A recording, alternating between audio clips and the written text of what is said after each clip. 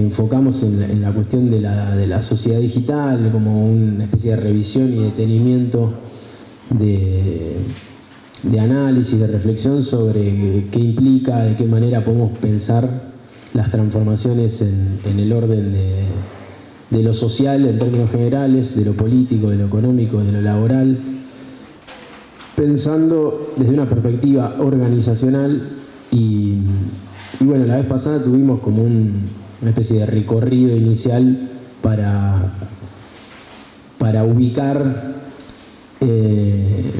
lo propio, lo característico de lo que hoy se estaría valorando a nivel global de las llamadas tecnologías informacionales como una forma de mostrar una especie de pasaje pretendido, al menos para algunos de los que analizan el tiempo presente, de la sociedad industrial a la sociedad comunicacional o informacional. No nos interesa detenernos, digamos, en términos conceptuales, cuáles son las diferencias de esas descripciones, porque finalmente no estamos acá para hacer teoría, pero sí nos interesaba poder charlar un poquito y dar algunos pasos hacia adelante en esa descripción. Entonces, el día de hoy la idea es que podamos, digamos, describir un poquito más, retomar un poquito de lo que fue el encuentro pasado sobre de qué hablamos con la cuestión de los datos, la cuestión de la valorización, dónde está puesto el foco en la valorización de las empresas que hoy están marcando un poco el sentido del modelo productivo que está como avanzando de manera bastante delirante en todo el mundo, como para después caer en una conversación más política, más nuestra, sobre de qué manera nosotros vemos, captamos, notamos esas transformaciones. Y el encuentro que viene, la propuesta va a ser ya ahí sí meternos en algunas cuestiones de transformaciones en el mundo del trabajo, mirar algunos datos y pensar la cuestión de la automatización. Bueno, nada, ya ahí nos iremos enfocando de a poquito. Para los que estuvieron en el encuentro pasado, ¿quién me podría traer algo de lo que trabajamos, de lo que mencionamos, de lo que hablamos?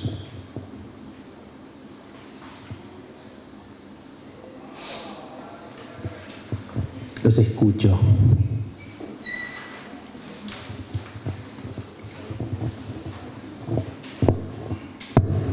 Vamos. Habló de la tecnología, que digamos que supuestamente con los ingenieros nos escuchan todo lo que hablamos. Y por lo menos uno busca algo y ya en Google te salta, o cualquier aplicación salta de todo lo que nos escucha. Solamente porque descargamos aplicaciones y permitimos la ubicación. O le damos me gusta. ¿Qué damos cuando damos me gusta, no? No solo a los que me gusteamos, sino qué tipo de información es captada, ¿no?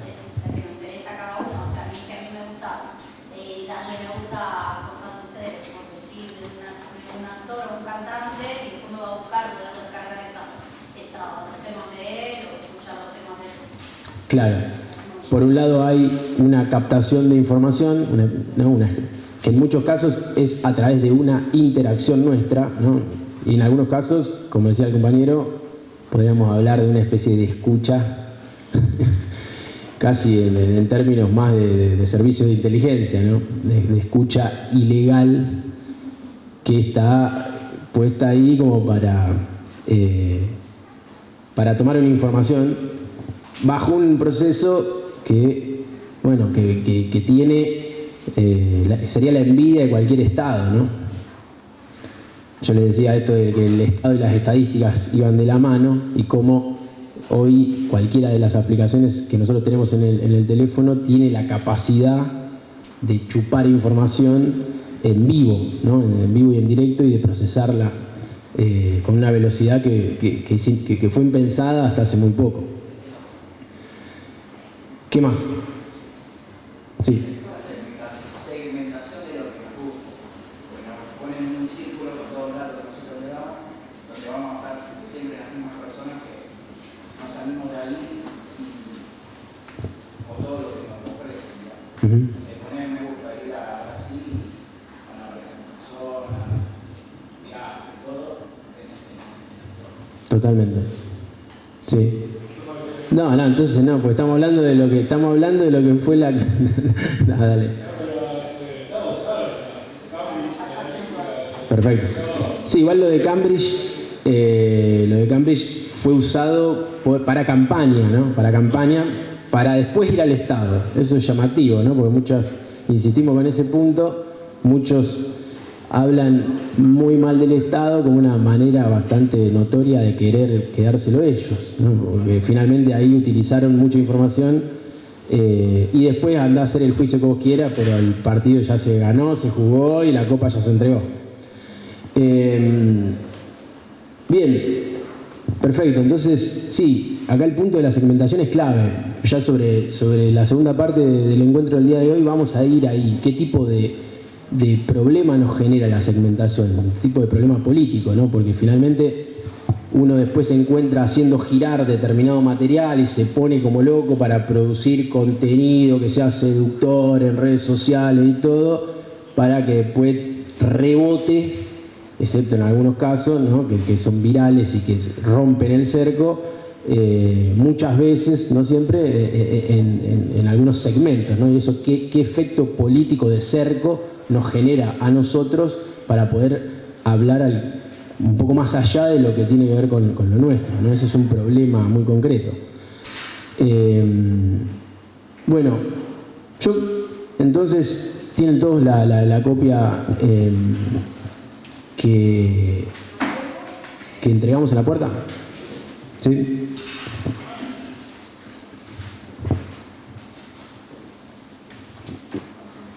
Vamos a revisar uno que ya trabajamos la vez pasada como para entrar y ya después nos metemos con lo siguiente, pero quería retomar un poco cuál es esa estructura y cuál es la singularidad de la operación de las aplicaciones y de los formatos tecnológicos en la actualidad que median cualquiera de nuestros vínculos. ¿Alguien tiene ganas de leer? O yo leo el primero y después, por favor, voy a solicitarles la colaboración. Dice... la miércoles. Y ya que estamos hablando del tema... Este gobierno de las ideas y bueno, ¿todos tienen ahí la copia?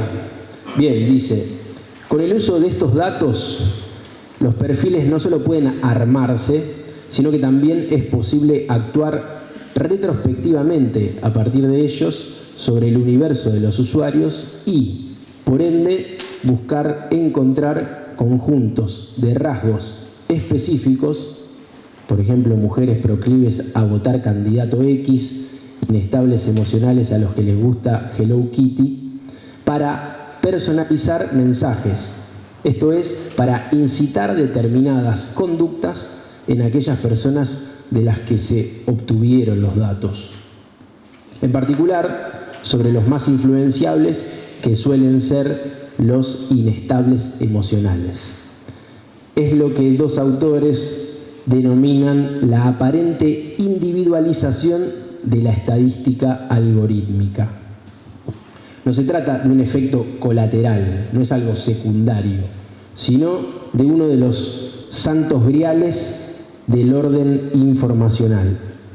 Una estadística que no solo recoge datos de los individuos y los pone en correlación para establecer patrones generales y diseñar políticas o campañas, sino que gracias a la enorme escala de información recibida y a la capacidad de las máquinas de procesar automáticamente esos volúmenes de datos sin limitarse a variables preestablecidas, puede regresar al nivel de los individuos para predecir sus posibles interacciones o para tratar de incidir en sus comportamientos esperables.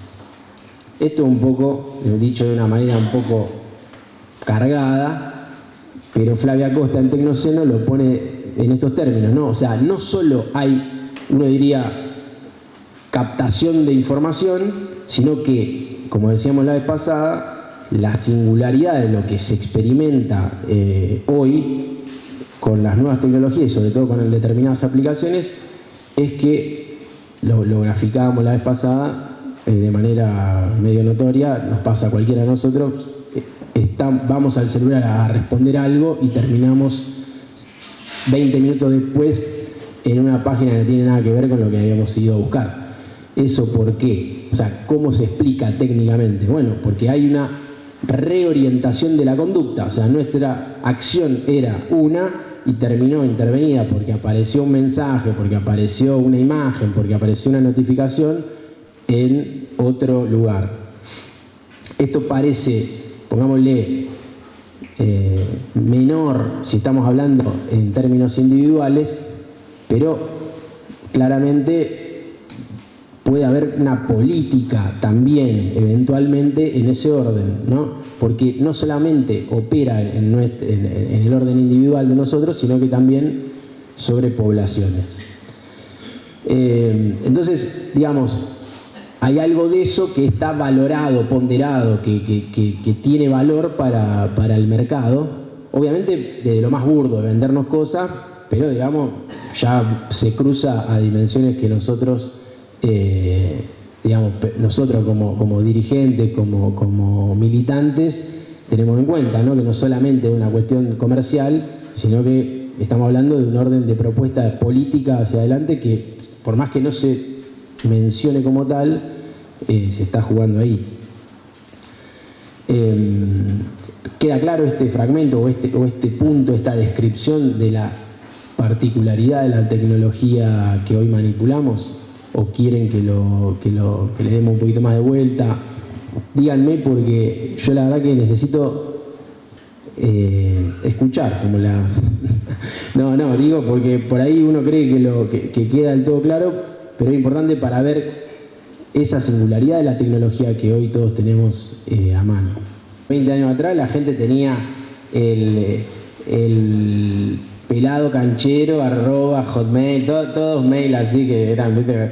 Nosotros empezamos a escribir y cuando pedíamos el correo ya la gente, ¿viste? Al principio venía, cuando le llegábamos al punto del mail era como, bueno, le daba un poco de cosa, ¿viste? De decir cuál era esa, porque en algún momento lo había armado y no pensaba que iba a llegar a medio a una instancia formal a tener que decir, digamos, lo que había puesto ahí. Entonces, con muy poco tiempo se pasó a direcciones de mail y de correo que era ya nombre y apellido o alguna inscripción institucional y qué sé yo.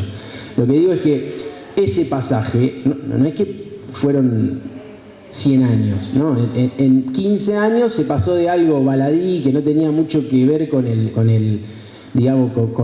la identidad de uno a que...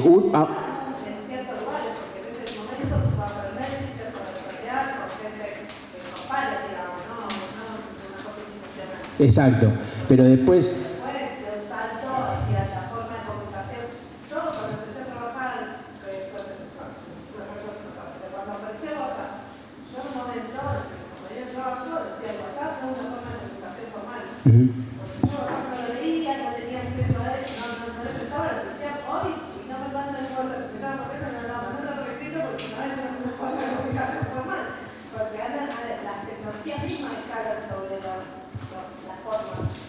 Bueno, pero por eso, lo que digo es que se escaló, como vos decís, hacia un sentido donde, por ejemplo, los perfiles, hoy ya tener perfiles truchos, obviamente sabemos que hay y en cantidad, pero cualquiera de nosotros se le vuelve engorroso porque en general hay que sincronizar con un mail y hacer toda una cantidad de información, o sea, de dar una cantidad de informaciones para abrir cuenta de lo que sea, que en otro momento eso no era así y ese proceso fue muy vertiginoso, digamos.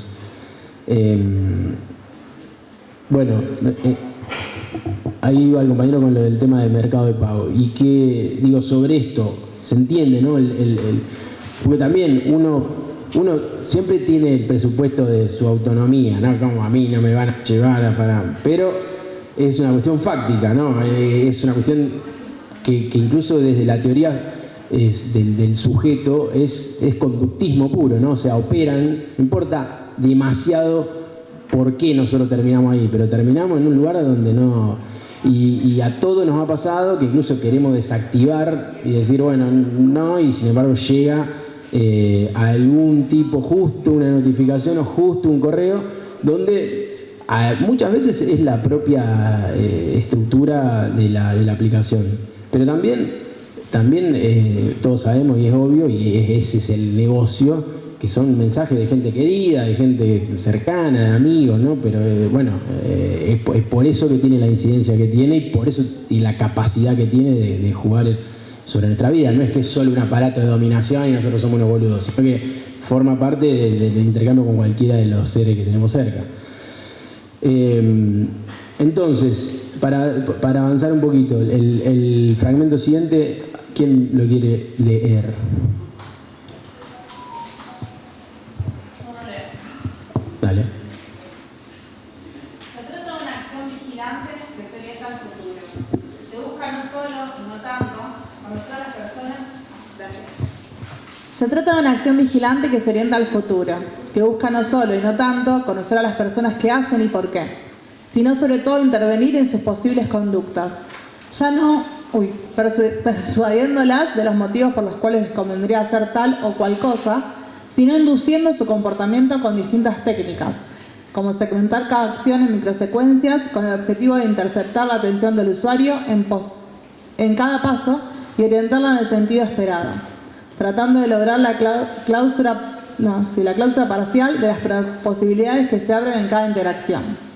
Al respecto, este nuevo orden de la gubernabilidad algorítmica propicia aquello que en términos de Gilbert Simonson llamaría las amplificaciones moduladoras o reproductivas, allí donde podrían darse amplificaciones traductivas, creadoras o transformadoras. Perdón. No, ahí va, perfecto, gracias. Acá entonces hay un punto que formó parte del planteo inicial de este espacio, que tenía que ver con cierta dificultad que tenemos hoy para poder imaginar políticas digamos, hacia adelante, que no sea solo mirar hacia atrás, pues sabemos que eso no funciona solamente, y tener alguna capacidad creativa que interpele a la sociedad en su conjunto, ¿no? O sea, la problemática del futuro, que también lo hemos dicho, cualquier proyecto político que quiera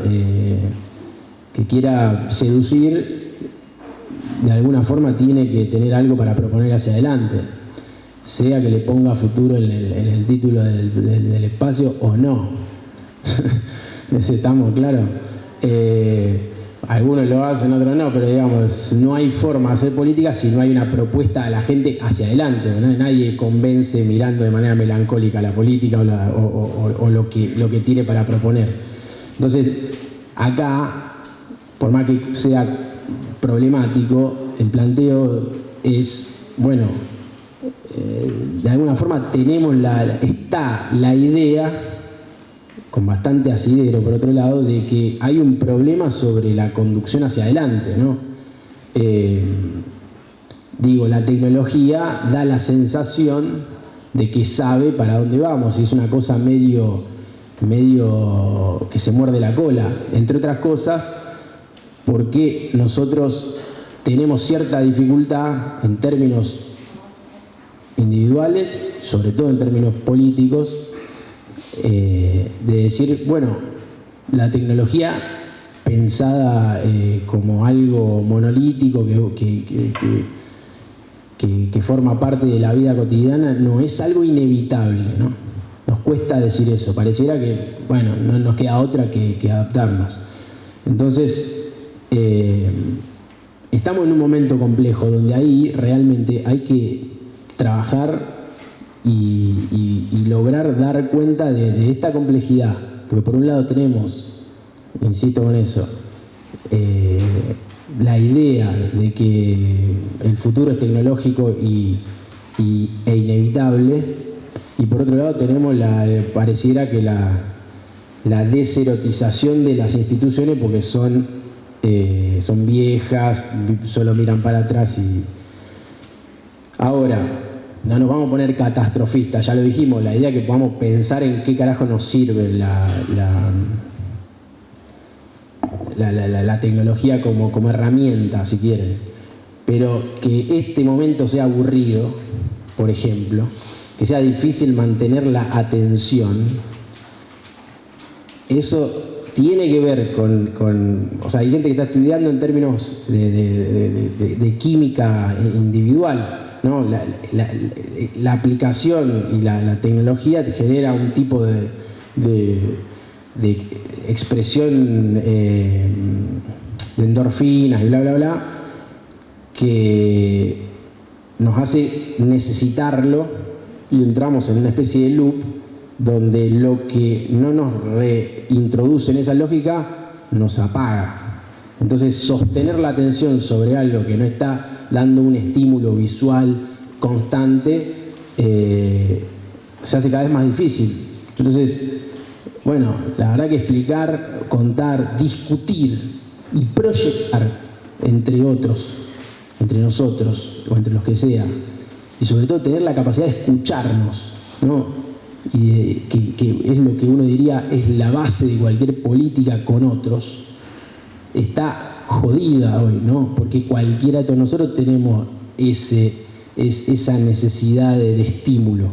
Entonces, ¿me siguen con eso? Sí.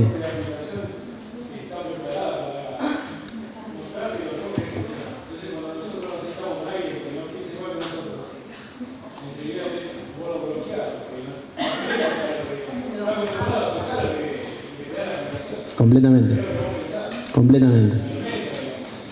Hay un alimento, ¿no? Ahí pareciera, o sea, que nosotros, el tipo de comercio que tenemos con los otros a través de la distancia digital, muchas veces la traducimos en el momento. Fue fenomenal. Todo esto no puede salir filmado, pero fue muy bueno lo de la semana pasada, el pibito este que decía, van a correr, cerdo. Y al final terminó corriendo por la avenida y lo siguieron hasta la puerta de la venta de empanadas, ¿no? Porque, bueno, o sea, después hay algo fáctico de la realidad que se impone. Y vos podés ser muy jetón en redes sociales y después, bueno, en algún momento quizá haya que poner la trucha. A no ser que uno sea, digamos, bueno, es un personaje que solamente negocia esas interacciones. No sería un problema, ¿no? O sea, o en todo caso no sería un problema social y político si a alguna persona le seduce esa tendencia. El problema es tener a la cabeza del Estado a alguien que es así, ¿no? O sea...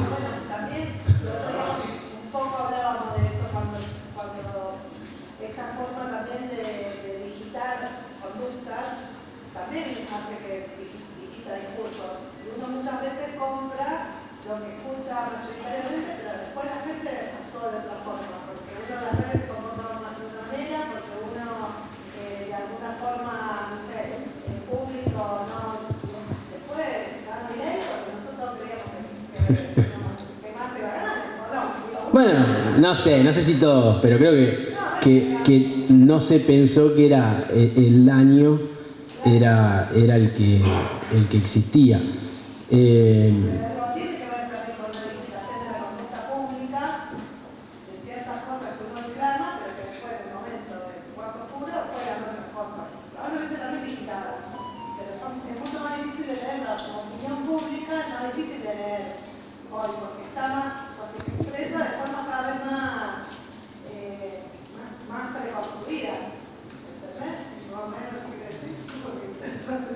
Sí, lo entiendo y lo comparto. Lo que pasa es que ahí, digamos, el registro de lo público, de las redes, es un tipo de espacio público bastante particular, ¿no? Porque se supone que aparece, no sé, un foro o una instancia de comentario de una publicación y Y bueno, es difícil que uno esté especulando en lo que dice. Muchas veces radicaliza posiciones, ¿no?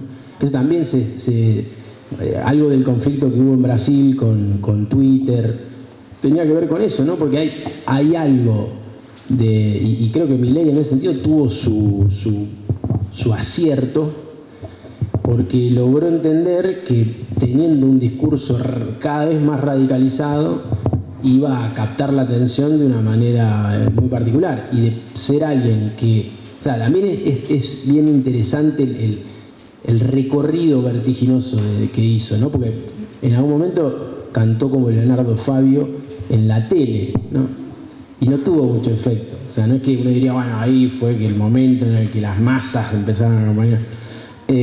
Pasó por la televisión, viejo dispositivo, timón de las ciencias sociales, de la ciencia de la comunicación en un determinado momento, donde hoy la televisión está siendo vista casi como un dispositivo medio socialista, a la par de lo que es digamos, la ideología liberal que sostiene el dispositivo. Y bueno, y ese recorrido, digamos, también fue rapidísimo, ¿no?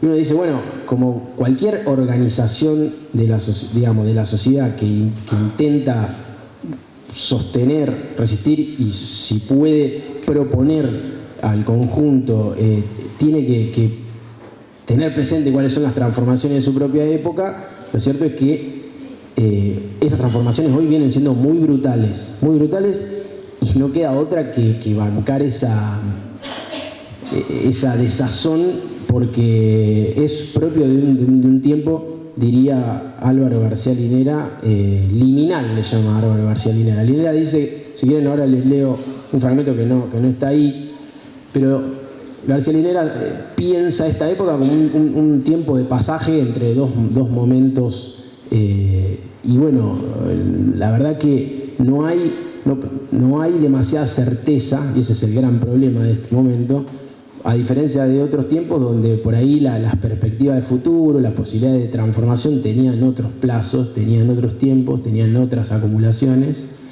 y hoy toca ver mucha desazón de perspectivas, ¿no? Y bueno, las dirigencias tienen esa tarea, ¿no? De decir, miren que nosotros hubo cosas que hicimos, que las hicimos y han tenido su efecto, y a la vez de decir, bueno, no todo lo que, porque claro, como no podemos mirar largo hacia adelante, uno empieza a quedar sujeto de cuestiones muy de coyuntura, y bueno, lamentablemente toca eso. A la misma vez son momentos interesantes, de muchísimo movimiento, ¿no? De alguien que por ahí no tiene demasiada ascendencia en el escenario político, rápidamente pasa a estar en la cumbre de Davos tratando de marcarle los tiempos al empresariado global. Es una cosa, uno diría, delirante. Ahora, volviendo sobre el delirio, y acá me pongo, digamos, perdón, pero desde la psicología o incluso el psicoanálisis, lo que se dice, ¿no? que lo más delirante es la explicación autocentrada, ¿no? Porque no hay nadie que no haya vivido en sociedad, no hay nadie que no se haya constituido con otros, y creer que no hace falta escuchar, esa es la máxima locura para el psicoanálisis, ¿no? Acá uno diría, de nuevo, si fuese algo solo individual, sería un problema, pero sería un problema individual.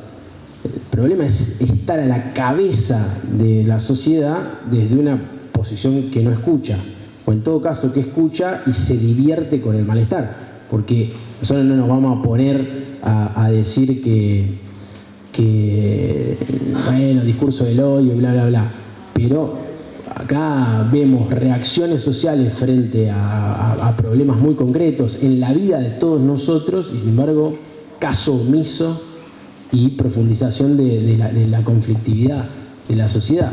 Entonces ese sí es un problema, porque de nuevo salió acá la cuestión de la escucha, ¿no? Nosotros lo planteamos desde el principio, cómo podemos pensar proyectos políticos que repongan la necesidad de escuchar a la gente, tanto desde el Estado como desde las instituciones, y acá hacíamos la salvedad, ¿no? La tecnología de alguna forma lo hace, ¿no? Y por eso tiene su capacidad. Entonces, decíamos, hay una disputa ahí sobre cómo se conduce a la sociedad. Se la conduce escuchándola, tiene esa paradoja la política. Si no, estaríamos bajo lógicas mecánicas, y sabemos que por suerte la política no va en ese registro. Les leo lo de García Linera. ¿Me siguen en esta? Dice: tuvimos el ciclo liberal de 1870 hasta inicios de la Primera Guerra Mundial del siglo XX. No está. Por eso digo, se las leo yo porque no está. Estaban todos buscando de manera. Y bueno, esto es así. Yo trabajo la clase hasta el último minuto y cuando ya había enviado para imprimir hoy a la mañana, dije, no, igual este fragmento lo quiero incluir. Y bueno, no, sí, veo que hay conductismo acá también. Bueno, no, esto se los leo, pero no está ahí. Dice, está en este libro, La Comunidad Ilusoria, una reflexión sobre el Estado, lo público, lo común, la protesta ciudadana y la esperanza en tiempos de incertidumbre mundial. Una bajada un poco extensa. Lo tienen, ¿no? Al compañero Álvaro García Linera, que no es cualquiera, entre otras cosas porque estuvo en el fleje entre ser dirigente social y ser alguien que se ha dedicado a pensar, a escribir, y a la vez, desde la cabeza del Estado Nacional, reescribió la Constitución de Bolivia bajo la figura de un Estado plurinacional. Así que, digamos que no es poco. Ya nos gustaría tener un replanteo constitucional y por qué no ponerlo como un desafío hacia adelante. Así que ese libro lo recomendamos, dice García Linera. Entonces, claro, si no, es como todo en la política, ¿no? Si no lo hacemos nosotros, ¿cómo que objetivo?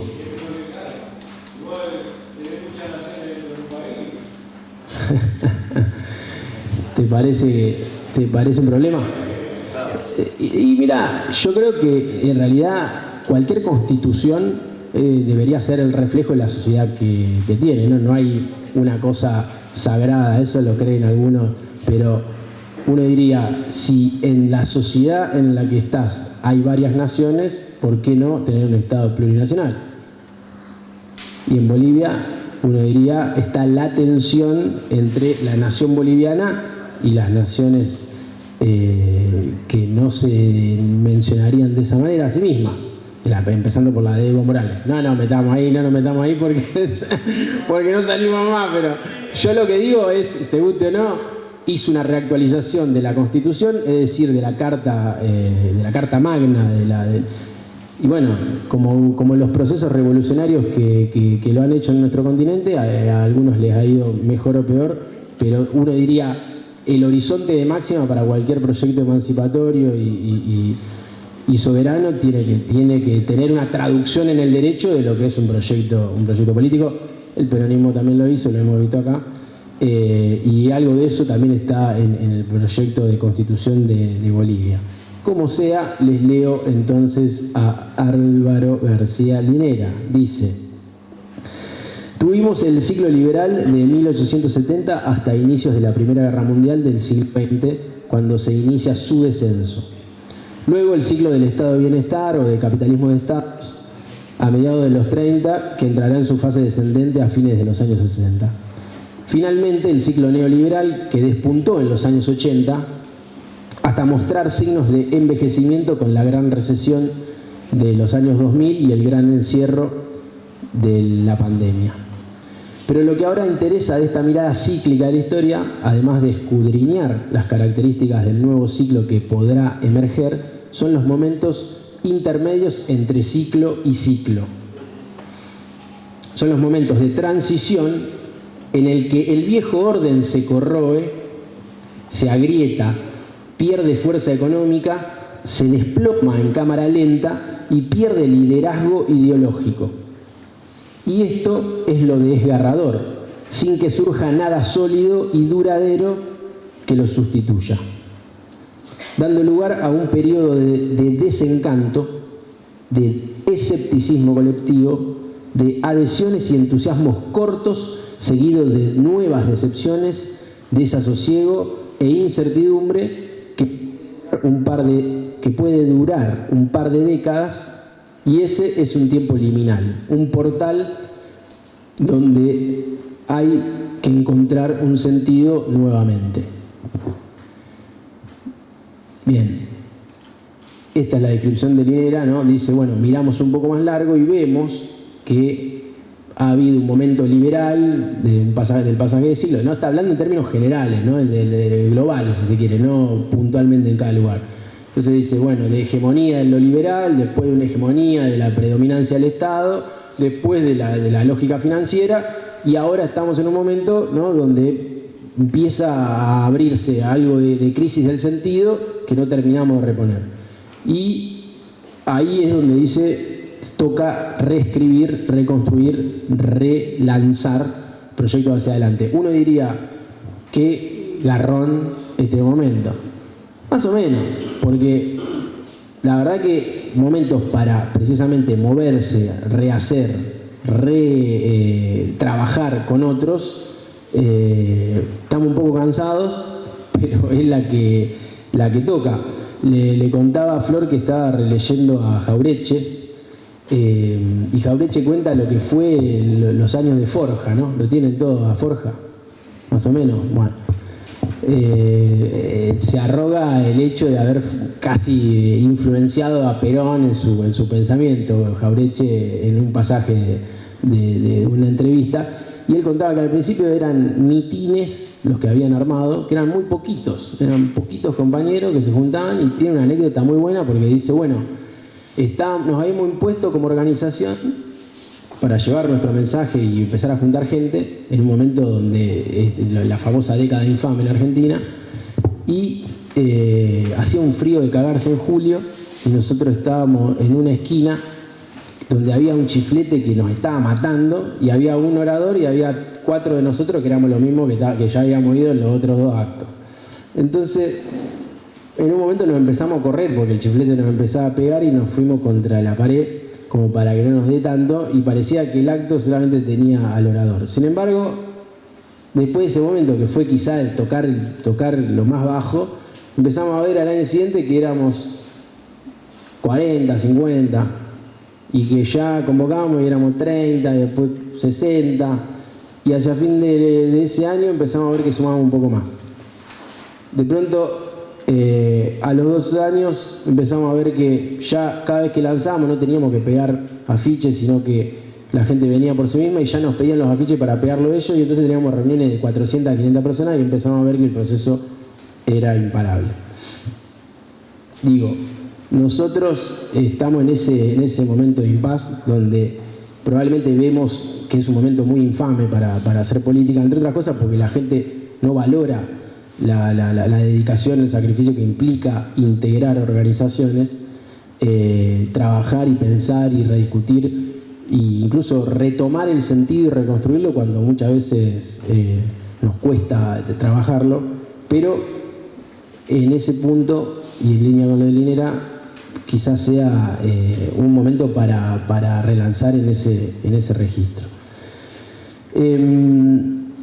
Yo lo que tengo, vieron que están las consignas ahí sobre el cierre. Creo que estamos, bueno, con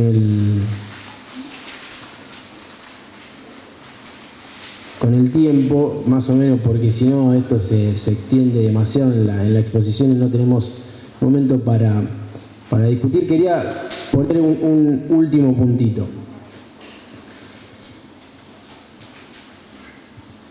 Parezca o no, nos interese mirarlo o no tanto, nosotros siempre estamos, como les decía, teniendo que trabajar en un registro amplio, ¿no? Poder mirar y tener memoria de lo nuestro y a la misma vez relanzar hacia adelante. Y lo paradójico de estas tecnologías es que también tienen un trabajo sobre la memoria. Cualquiera de todos nosotros también tiene esa experiencia de con el teléfono haber memorizado gran cantidad de números en algún momento de nuestra vida y haber delegado esa esa práctica, ¿no? La delegamos en el teléfono porque se pueden almacenar y no hace falta recordarlos. Entonces, la idea, vamos al fragmento, creo que es el que dice organización de la memoria, ¿lo tienen ahí? Porque es un punto que quería mencionar antes de que pasemos a discutir un poco. ¿Quién se anima a leerlo?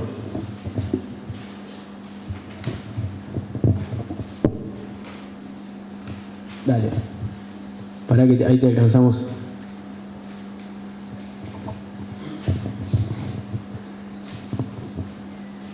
Organización de la memoria. Originalmente objetivada y exteriorizada, la memoria que no cesa de expandirse técnicamente y de extender el saber de los humanos y su poder. Al mismo tiempo, se le escapa y lo sobrepasa, poniendo en tela de juicio tanto sus organizaciones psíquicas como sociales. Hoy la memoria se ha convertido en el elemento principal del desarrollo industrial y tecnológico, y los objetos cotidianos son cada vez más soporte de memoria objetiva, es decir, también de saberes. Con todo, este saber tecnológico objetivado bajo la forma de dispositivos genera también y sobre todo una pérdida de saber en el momento mismo en que se habla de sociedades de saber, industria del conocimiento y de capitalismo cognitivo o cultural. Bernard Stiegler. Gracias. ¿Qué les parece que está queriendo decir con eso de que hoy la memoria se ha convertido en el elemento principal del desarrollo industrial y tecnológico? ¿A qué les parece que alude?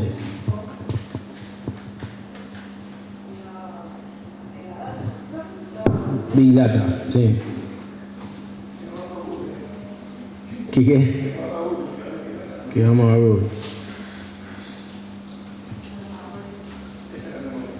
Claro, ¿no? Ahí pareciera que radica, o que tenemos una memoria, incluso la nube, ¿no?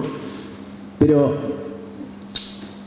se ha convertido en el elemento principal del desarrollo industrial y tecnológico. Acá está yendo incluso a algo bien concreto, bien tangible, ¿no? En los propios procesos de industrialización hay cierta memoria acumulada.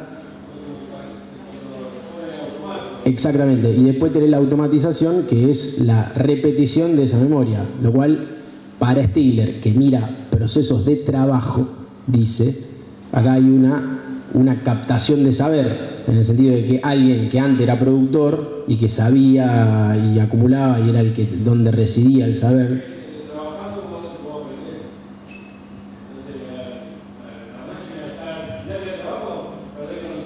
Totalmente, y por lo tanto perdés poder, porque en la medida en que nosotros volvemos a estar en un lugar donde nuestro saber está apropiado, ese proceso es una quita política.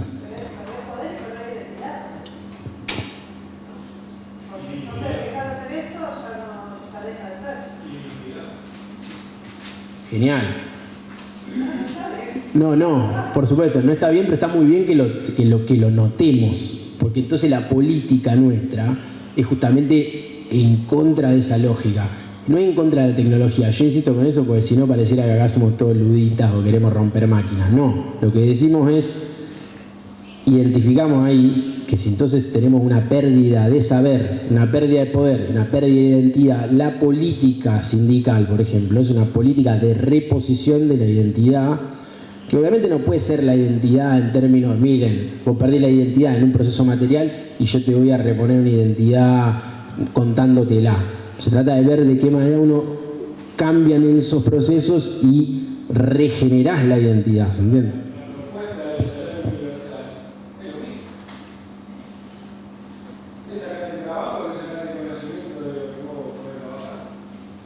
Genial. Sí, igual ojalá estuviésemos en esa discusión. Porque por lo menos el salario universal te garantiza, entonces... Sí. Seguro. Incluso no diría, porque el compañero alude a la política de... que en realidad algunos han llamado renta universal, otros han llamado ciudadanía...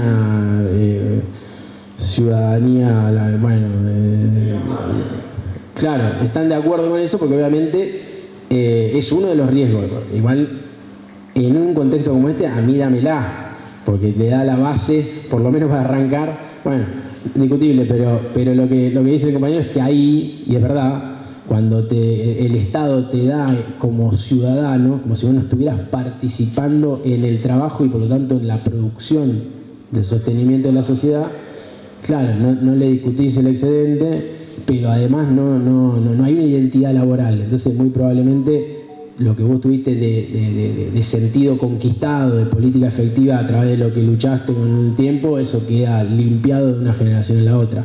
Es uno de esos riesgos. Igual, esas son discusiones que tienen las economías de primer mundo, ponele. Y acá... ¿en dónde? En la APA, ya estamos... No entremos ahí. Bueno, entonces... No me traigas al garro, no me llevé al barro porque, o sea, hiciste, si en La Rioja están implementando el salario universal, bueno, por eso, en la Constitución hay un montón de cosas y sí en La Rioja están dando los chachos que pudimos ver en concreto hace una semana. Sí, compañera.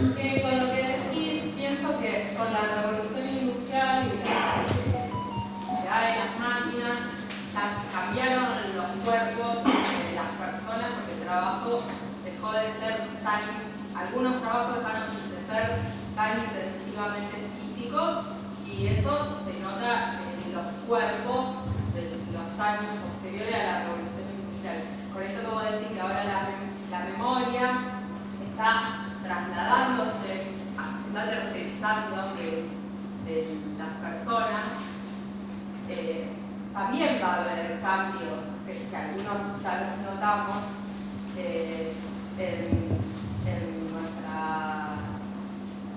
en nuestra manera de pensar y de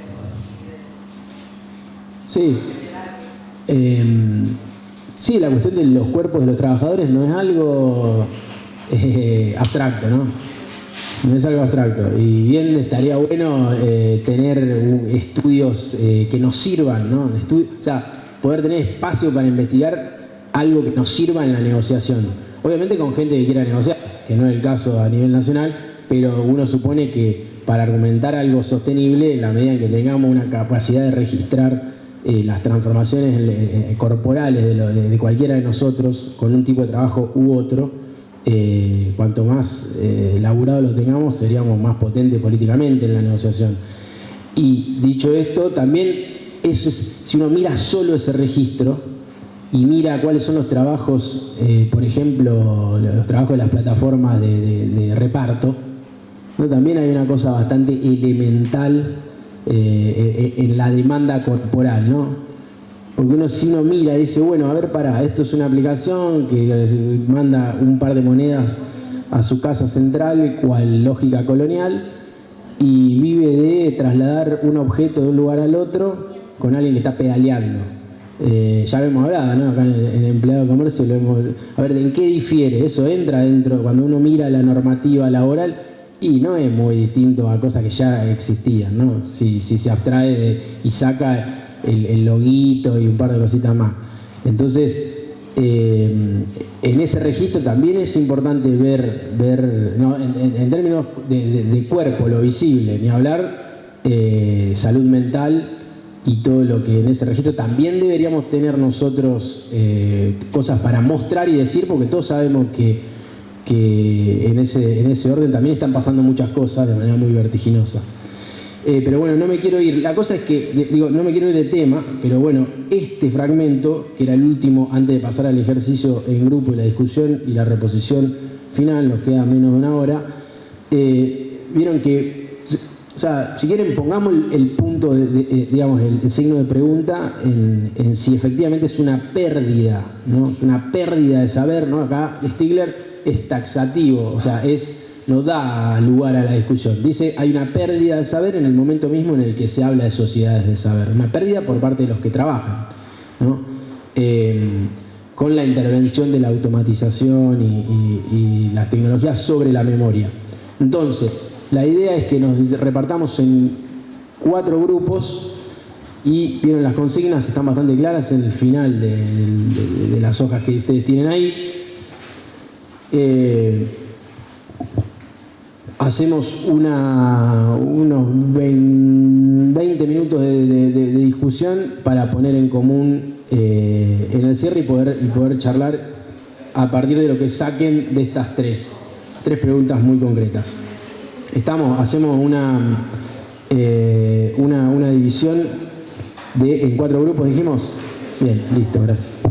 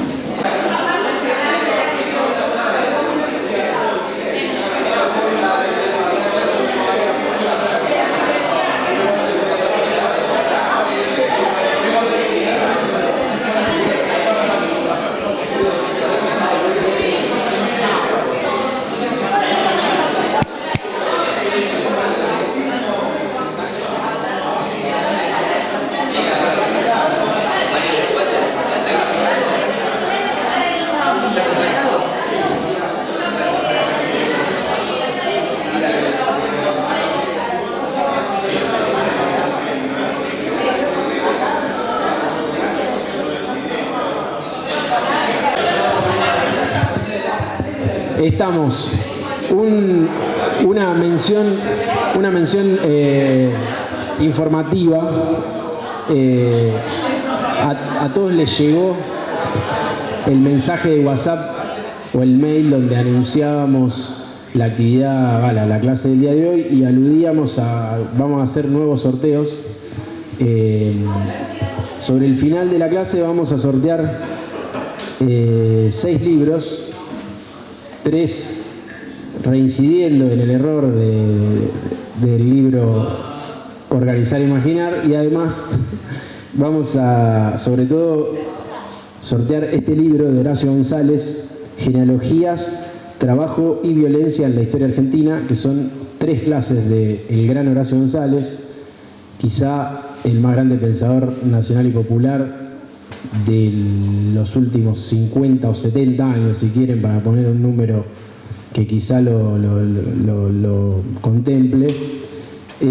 Son 3 clases dictadas por él, una de ellas particularmente centrada en el concepto de trabajo, donde mira de alguna forma cómo ha ido mutando a lo largo del siglo XX en Argentina y en el mundo la idea de trabajo, y haciendo conexiones muy, muy bonitas. Así que bueno, lo vamos a poner a disposición con el sorteo. Después la otra clase se detiene en la cuestión de la violencia en la historia argentina, también una gran clase, y lo que tiene digamos de positivo para aquellos que por ahí no conocen mucho el lenguaje de González, que tiene sus complejidades, es que son clases, entonces que tienen una forma de entrada a su oralidad que lo hace muy, muy llevadero. Así que bueno, ahora en un rato sorteamos para lo que estén con los numeritos que hicimos entrega en la puerta. Dicho esto, entonces vamos a empezar a conversar a partir de las consignas.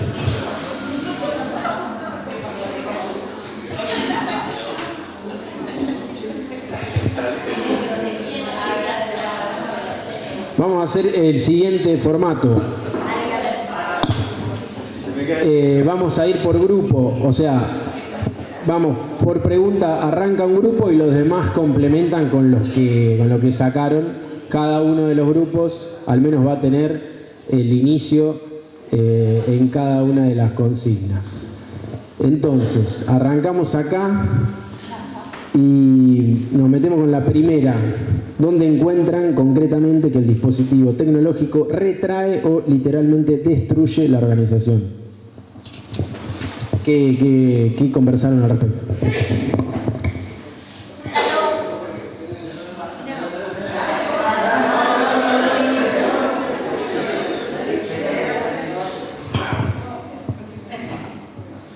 Bueno, tuvimos un debate porque justamente el tema de la organización, la automatización de cualquier acción laboral perjudica la tecnología a los grupos. El concepto es llegar cuerpo a cuerpo, cara a cara con los compañeros. O sea, nos divide, nos separa, no nos divide, nos separa y no le llegamos a conocer bien por las necesidades que están pasando. Más o menos por ahí es el tema. O sea que hiciste una pequeña distinción entre separa y divide. No. O sea que no necesariamente divide está bueno, sino que sí separa, o sea que no te deja conocer. Exacto. Ok.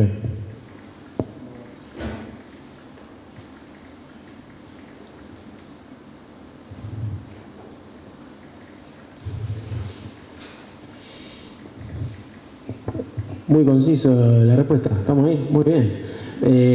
Digo, ahora sí podemos, o sea, por cada una vamos a hacer esto. Alguien arranca, un grupo arranca, en este caso este grupo con la primera consigna, los demás vamos con lo que sacaron de esta consigna. ¿Qué salió? Hola, hola. Bueno, Sí. Con respecto a la primera consigna, Sí. planteemos justamente que la tecnología implementada por el poder económico busca destruir las organizaciones implementando el individualismo.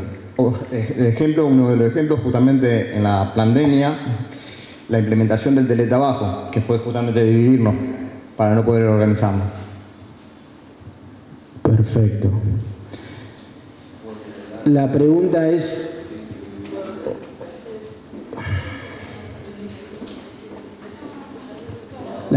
entonces, para ustedes, el teletrabajo concretamente atenta contra la organización. Uno de los ejemplos fue justamente con respecto a los call centers. O sea, los call centers justamente, esa fue una de las situaciones que el delegado no podía llegar, a poder organizar a los trabajadores. No hay grises al respecto, entonces. O sea, teletrabajo...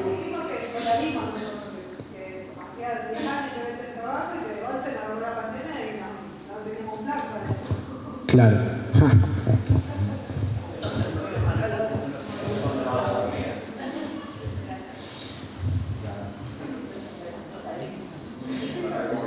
Pero, a ver si entiendo bien.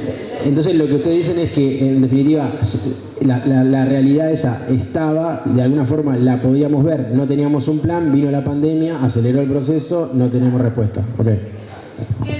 Muy bien, o sea, tremendo, increíble ese... Muy bien, bárbaro. ¿Cómo estamos? Bien, listo, entonces esa idea, listo. Y acá, ¿cómo lo pensaron?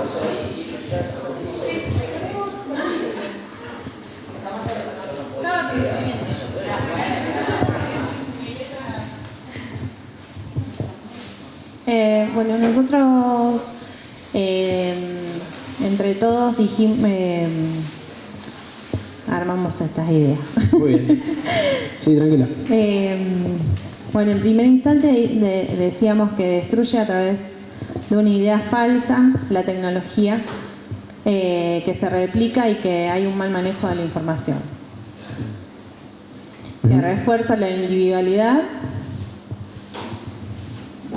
el individualismo, la falta de compromiso y participación en la solución de alguna situación para la sociedad, que la tecnología descarta lo antiguo posicionándolo como obsoleto y que ayuda a la movilidad de acciones en la organización y que la velocidad es una herramienta de poder en redes.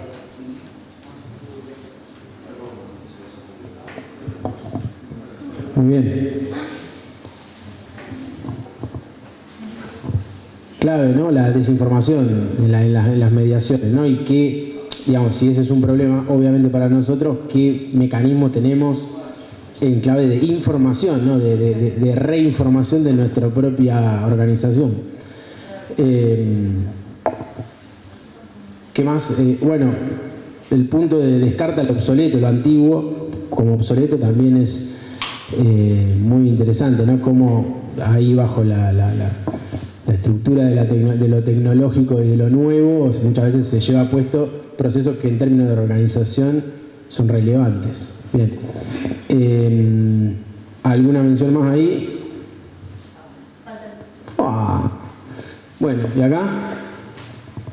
Bueno, acá hablamos un poco, en realidad no tanto en particular de la organización sindical, sino más genérico en cuanto a la comunidad, pero un poco igual parecido al grupo anterior, lo que por ahí destruye es el uso o el abuso de la tecnología. La tecnología en sí no es, o sea, es evolutiva, va evolucionando a la par o en proporción, o más o menos en proporción a la evolución humana. O sea, nunca ni el hombre va a reemplazar la tecnología ni la tecnología del hombre, se necesitan, digamos. Entonces, no es un término a denotar, sino que a trabajarlo de manera correcta y hacer un uso adecuado de esa información. Entonces, me parece que lo que puede llegar a destruir es el uso que se le da a la tecnología. Ustedes lo pensaron más en clave de comunidad, que también es una dimensión, sí. Digamos, acá también los compañeros tenían ese interrogante si era más pensado en términos de organización sindical, que obviamente es nuestra dimensión, pero no pensamos que la cuestión se acaba solo en el mundo del trabajo, sino el modo en el que también las organizaciones sindicales aportan a la organización de la comunidad, y ahí, diga. Yo pensándolo desde mi trabajo, que es la educación, no hubo igualdad de oportunidades, porque no todos tenían dispositivos, por ejemplo en pandemia, o internet para que los alumnos pudieran llegar a los conocimientos. Y el uso de ahora del celular en las escuelas, darle la posibilidad justamente de buscar esa información que sea necesario, y no el uso indiscriminado como estamos viendo esto de la ludopatía en menores y todo. O sea que la tecnología es buena, pero a veces mal aplicada. Sí, pienso en esa línea, cuánto nos queda todavía por hacer en términos de pedagogía.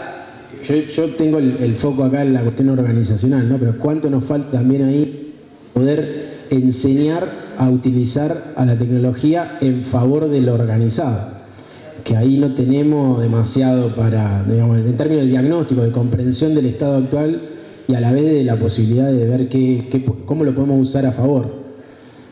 Tanto en términos sindicales, de nuevo, o sea, en términos de negociación concreta, como también en términos de organización comunitaria, ¿no? En un sentido más amplio.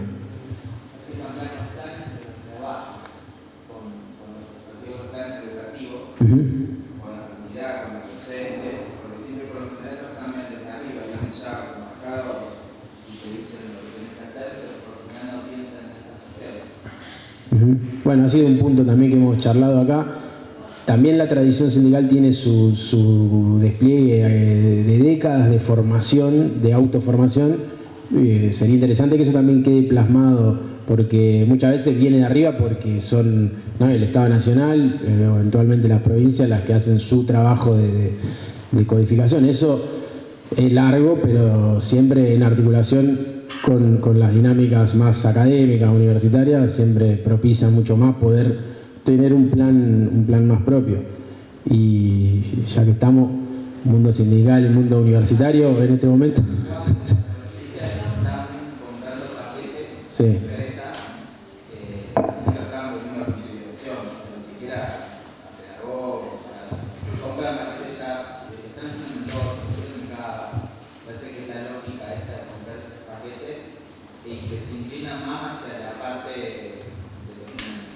Claro. Sí, sí. Quizás con los planes anteriores. Usted en esa línea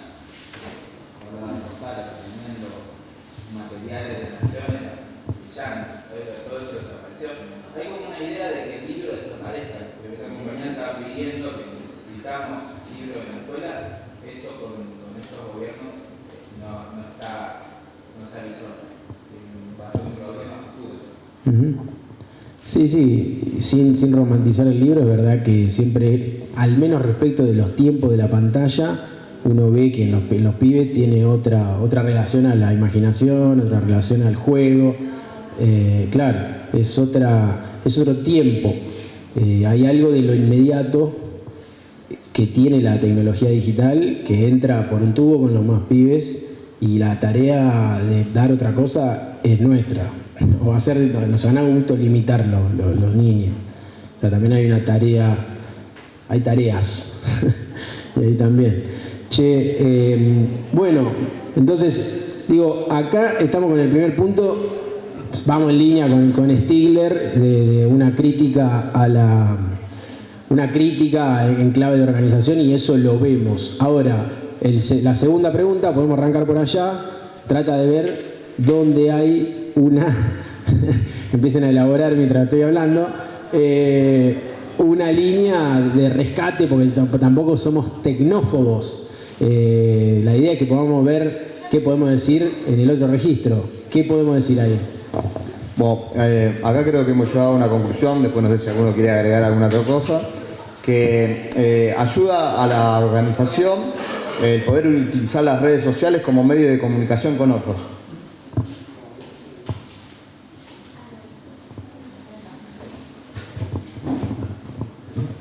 Y aparte de la comunicación, también habíamos planteado el tema de la educación, esto de poder hacer, por ejemplo, pensando en por ahí los horarios de uno de trabajo, que uno está en una zona, el otro está en otra zona, cursar de manera virtual, y bueno, que ayuda a... No sé, no es lo ideal, ¿no? Que no cambia la presencialidad, pero a nada es mejor a que haya algo.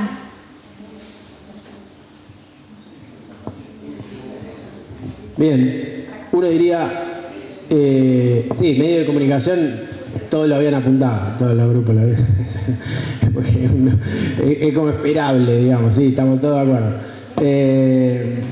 La cuestión de la expansión territorial que podría tener, no necesariamente uno lo ve reflejado en las propias organizaciones, no es que llegamos o que lo usamos todo lo que podríamos usarlo para por ejemplo, nutrirnos de las experiencias de otras territorialidades, hay sin duda, pero bueno, es verdad que en este registro está bueno tenerlo en cuenta, ¿no? Porque muchas veces nos facilita reuniones, nos facilita resolver algunas cuestiones, y ni hablar si tuviésemos plataformas propias.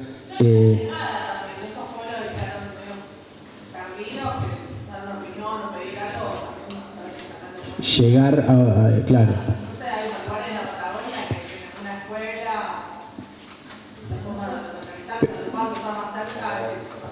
En términos de organización sindical, bien. También pensábamos como un medio de comunicación, pero también se necesita democratizar un poco la palabra, ¿no? Que es un medio que iguala al que casi todos tenemos acceso. Sí. No es que solamente lo maneja, no todo el mundo tiene acceso. Hay mucha gente pobre que no tiene acceso. Pero está fuera del sistema. Sí, está clarísimo, pero también es verdad que vos tenés un gran desarrollo, sobre todo en la historia, muchísima gente tiene acceso a las redes sociales, aunque sea por ahí con menos tiempo que otras, algunos con más limitaciones o no, pero todo el mundo tiene acceso a eso y te permite también tomar posiciones de las cosas. Sí.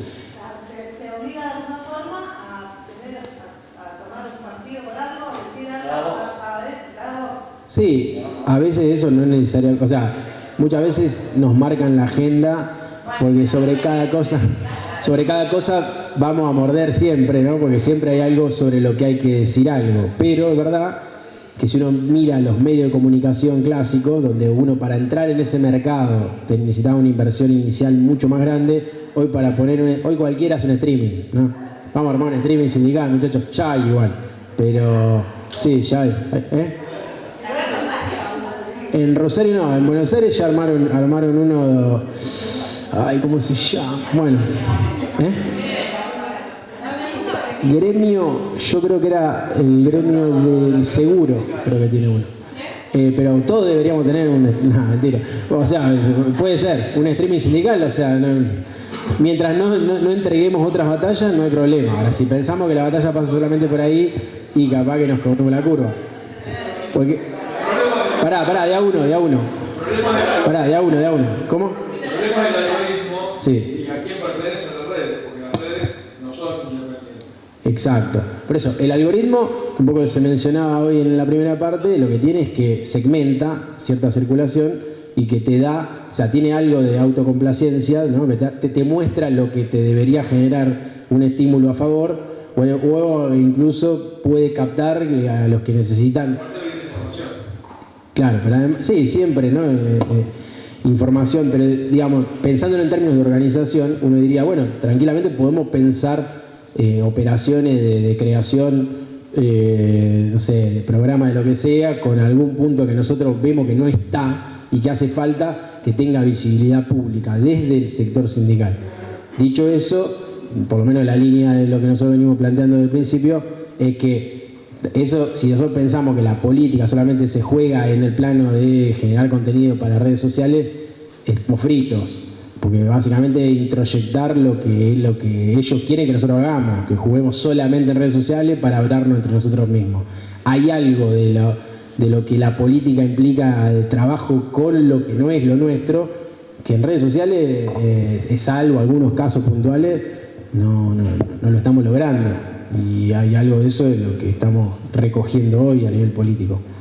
Pero bueno, eso es una apreciación, cada uno obviamente hace lo que le parece. Lo que digo es que muchos referentes están hoy pensando que la cuestión es hacer streaming, ¿no? Explicarle cosas a la gente.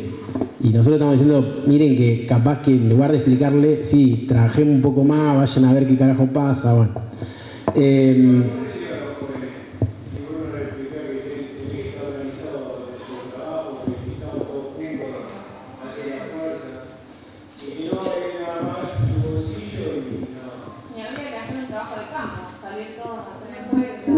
Y lo que ha hecho siempre ¿dónde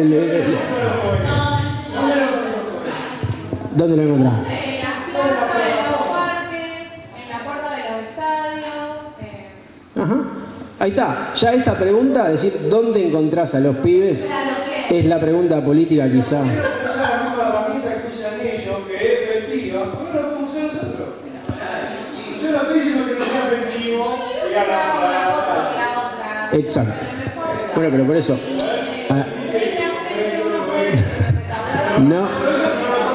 No. Ojo que algunas cosas se están haciendo, digo, en términos de streaming decíamos, y no tenemos mucho efecto. Igual acá no es yo estoy ahí con la compañera, o sea, no es una cosa o la otra, ¿no? Pero esa pregunta, es decir, listo, los agarramos en redes, generemos contenido, tenemos estructuras de la reputa madre para poder hacerlo. Listo, eso hagámoslo.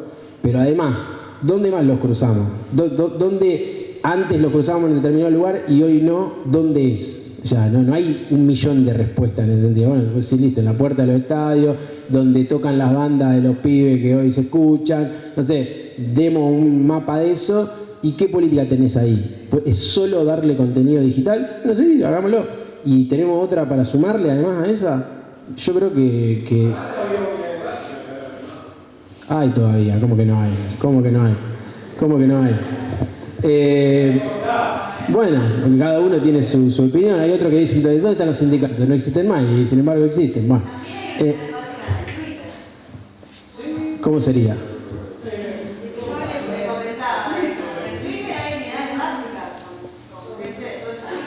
Ahí va. O sea, uno diría, bueno, ¿se acuerdan que el 17 de octubre, ya que estamos cerquita, el 17 de octubre de la pandemia, que hubo ese experimento de que cada uno haga era como una especie de bot, ¿no? de perfil para asistir al 17, ¿se acuerdan? Del primer, durante la pandemia. Un 17 de octubre virtual, mamita. Bueno, Antonio Gramsci, que es un gran teórico italiano, que tenía la pregunta sobre la organización del trabajo, miraba sobre todo los consejos de fábrica de la época y siempre decía, bueno, o sea, y se preguntaba por escrito, ¿los lectores de un diario responden a esa organización o no? ¿Deberíamos considerarlos encuadrados, sí o no? No importa porque no importa el diario en sí, importa que para ese momento la reflexión era, bueno, formas de inscribirse en una forma de ver el mundo, la puede encontrar de mil maneras, puede ser una unidad básica en Twitter o puede ser un diario de clave tradicional. Lo cierto es que hay algunas lógicas que ya no funcionan como antes, que la tienen atada, ¿no? Y empezando por los diarios, pero los diarios no dejan de jugar también, ¿no? Generan su propia estructura y muchas veces parte de lo que circula en redes sociales sale de ahí, claro. Entonces, bueno, o sea, no se trata de acá eliminar una a la otra, sino de poder decir, bueno, una organización general de la sociedad implica poder mirar, y después, bueno, nosotros nos especializamos en esto y otros se especializarán en otra cosa, digamos, atacaremos en términos frontales y completos. Y entonces, ya estamos llegando sobre el horario. El último punto, que era una zanahoria para entrar en el problema, ya era más sobre la política actual, ¿no? Que es algo que por ahí la idea es que nos podamos meter un poco más ahí sobre el cierre. ¿Qué les generó? O sea, ¿qué salió? ¿Tiene alguno mencionar antes de ir cerrando y pasar al sorteo? Acá nosotros pusimos una idea que dice: la militancia de la ignorancia se constituye y se aprovecha en el poder para la dirigencia de la sociedad. Ajá. Igual es problemático, o sea, digamos, pensar que algunos son ignorantes o militan eso y nosotros no.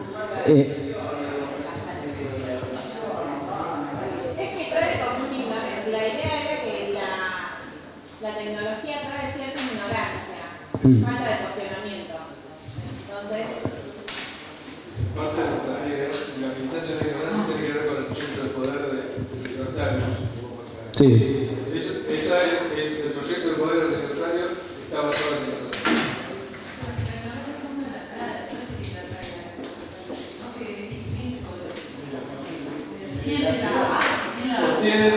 Sostienen las mentiras a partir de que nosotros sí, pero la pregunta es de qué manera considera que el pensamiento libertario ganó un terreno social. O sea, utilizando la tecnología. Entonces acá pedimos, o sea que la situación es que ellos conocieron, o sea, el malestar de la sociedad y intervinieron como influencers dentro de las redes sociales para llegar a ganar terreno. Una herramienta. Y salieron los temas que complicaba cada sector. Los jóvenes, algunos le agarraban a los que estaban contra el aborto, le mandaban contra el aborto. Los que estaban no pueden comprar dólares para traer productos afuera y después entraba en Twitter o en TikTok y tenía un coso de debate de ley por cada tema diferente. Pero no es lo que decía acá con Pareja. ¿cómo? Ahí va, hay algo también de eso, ¿no? Uno diría, es verdad que hay un proyecto de poder, eso está claro, que hay una sincronía entre la propuesta individualista del dispositivo tecnológico que lo capitaliza, pero es verdad que también supieron captar un malestar y que supieron venderse como rebeldía. De ahí a que uno diga, lo que son, listo, sabemos que no. Ahora, en eso nos ganaron, supieron interpelar a una parte considerable de nuestra población en ese orden del discurso. Entonces, digamos, es una tarea ahí de volver a ver que no sé si nos sirve mucho en clave de la ignorancia, porque ojo que a diferencia de lo que por ahí el macrismo ha propuesto, hoy Flor decía, la disputa que ellos han planteado no viene por el lado, digamos, de poner animalitos, ¿no?, en los billetes. Le quieren poner, ¿cómo fue? Centro Cultural Domingo Faustino Sarmiento, ¿no? Hay una, o sea que hay también una batalla que ellos quieren dar en el orden, sí, ojo que lo plantean de esa manera. Por eso, entonces, en ese orden de las tareas de trabajo nuestro, yo creo que, de nuevo, un punto, digamos, de avance del pensamiento liberal, por eso ahí no está la libertad avanza, sino que es una cuestión que va más allá del gobierno, una cuestión de cultura. Si es una cultura individualista o si es una cultura de la organización, de la comunidad. ¿Dónde está la comunidad? Acá. Y en ese sentido yo creo que es una perspectiva para mirar cualquier dispositivo que medie. Después, donde nosotros hacemos la política, cada organización lo definirá en función de sus propios problemas y de sus objetivos. Pero nosotros, el rasero para mirar, en este sentido, hoy, es muy grueso, es grueso. O sea, si la cuestión avanza en un sentido de reposición de respuestas individuales, listo, o sea, ahí se batalla. Y lo nuestro, entonces, mirar utilidad o no, siempre el foco puesto en la organización puede ser algo que a nosotros nos interese, y un poco lo que queremos proponer hacia la escritura del documento de cierre. Yo no me quiero pasar mucho con el tiempo, digo esto, así hacemos el sorteo. El encuentro que viene ya nos vamos a meter un poco más sobre algunos datos, descripciones sobre transformaciones en el mundo del trabajo, como para que charlemos un poco de eso también, para ir dándole las puntadas de cierre a este espacio de planes sindicales. Bien, quedan 2 clases. Y ya se está estructurando también un eventito de cierre para que comamos, para que tomemos algo, para que podamos escuchar un poco de música y esas cosas. Bueno, sin más, acá me dicen que me están filmando, que eso no debe salir en el video. Todo esto igual va a ser guardado en algún cajón, no vamos a hacer uso en redes sociales por el momento, editámelo. Bueno, nada, listo, con esto cerramos acá y